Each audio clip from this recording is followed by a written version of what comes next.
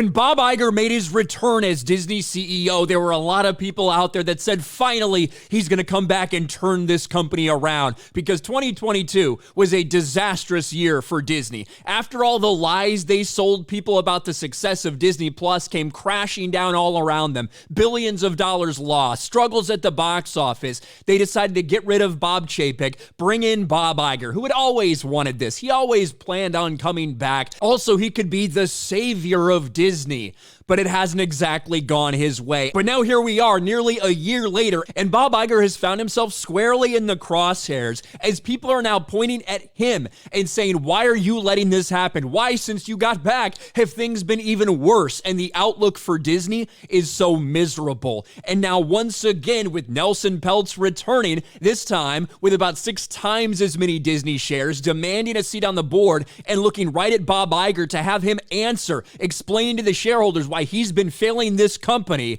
the pressure is really heating up. And apparently, Bob Iger isn't doing too well. The pressure just got stronger for Bob Iger to carve up Disney. And with this article right here by Bloomberg, which we can't access because we're not going to pay for that, don't worry, we've got copies of this elsewhere, has Bob Iger lost the magic? Disney's legendary CEO came out of retirement to save the company right in time for its 100th birthday. Nothing has gone his way. The reports that are stemming from this article are things like this. Disney CEO reportedly exhausted and overwhelmed after multiple box office flops and streaming failures and failures at the theme parks and a stock that continues to decrease each and every week.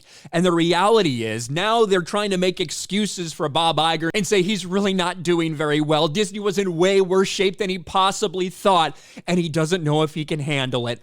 Bob Iger found Disney in worse shape than he expected, now overwhelmed and exhausted, Bloomberg reports. Mounting troubles across Disney's businesses have proven a bigger challenge than the CEO expected when he returned.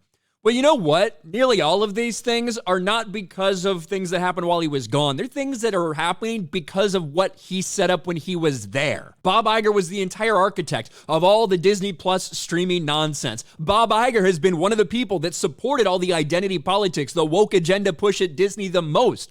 All of this happened under Bob Iger's leadership.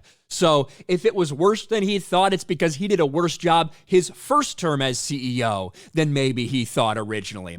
Bob Iger's heralded return to the Disney C-suite last year hasn't produced the rosy result investors hoped for, and the array of setbacks he's faced has left the 72-year-old executive overwhelmed and exhausted, even privately questioning why he returned, Bloomberg reported Tuesday. Some of it really does seem to be a way from the media to be like, you know, he's getting a lot of heat for this that he doesn't deserve. He absolutely deserves all of the fucking heat that he's getting right now. Disney stock is now down more than 9% since Iger took back the CEO title from Bob Chapek in November. Well, it's down significantly because it bounced back to like $110 per share.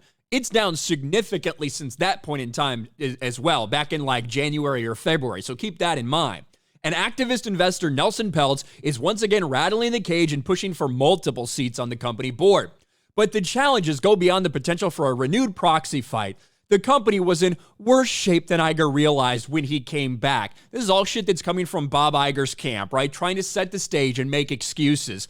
You know, Breitbart rightly points out that this entire thing from Bloomberg, all the excuses that they make, they don't really point to one of the key factors, and it's that this is an inherently political company, that they decided to go woke, and they are now dealing with the ramifications. They decided that their family-friendly brand was going to stand for the sexualization of kindergartners by teachers. That's what Disney decided to do. And it all stems from decisions that were made when Bob Iger was there and things that were instituted while he was there. But let's get back to this. On the streaming side, Disney was losing hundreds of millions of dollars every quarter, and the 2024 deadline for turning a profit was looming, even as costs for producing shows was soaring. A deal Iger shepherded in 2016 to acquire streaming tech turned out to be more expensive than expected.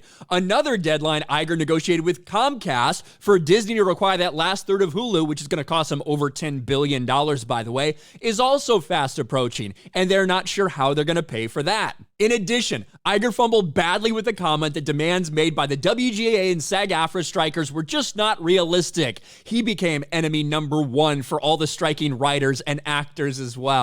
The sum total of the challenge has left the exec joking, "Why did I come back?" the report said, noting the once tireless CEO spent a significant amount of time on his yacht in the Mediterranean this summer. Oh, must be miserable to be him. Iger's return was heralded by Wall Street and staff when he had an early success fending off Nelson Peltz back in January and February, who mounted a proxy battle over Disney spending by announcing $3 billion in cuts and firing over 7,000 people. But that didn't work out very well, has it? It's still losing hundreds of millions on streaming, and it suffered a string of box office flops this summer, despite a resurgence in theater going led by Barbenheimer. Moreover, Iger seemed blindsided by the state of the TV industry, in desperate need of a transformation from the shrinking cable operation into a streaming service. But after many of his allies left Disney when he did, Iger's increasingly isolated, the report says, questioning whether the exec has lost the magic he brought to the company during his previous stint at the helm.